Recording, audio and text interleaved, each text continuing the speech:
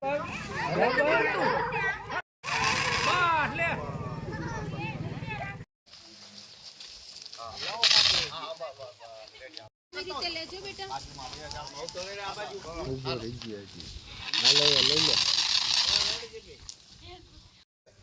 છે એના વિશે થોડીક સલામતીના ભાગરૂપે આપણે શું શું કરી શકીએ જ્યાં આવા આગના બનાવો બનતા હોય છે.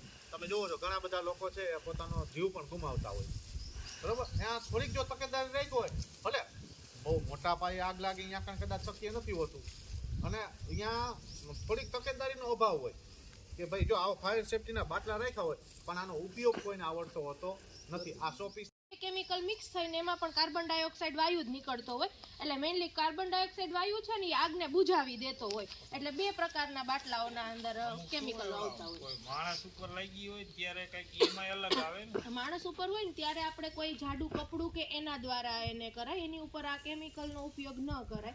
પણ કોઈ વસ્તુ છે, કોઈ પદાર્થ છે કે કોઈ જગ્યા ઉપર કે એમ લાગી હોય ને ત્યારે આપણે આનો ઉપયોગ કરીશું. આગ હોય એની સામે જ રાખવાની. થોડાક ચેટા હોય છે કામ આવતા પાવડર ઉઠશે હો ભાઈ આમરે તમે ચેટા ના નહીં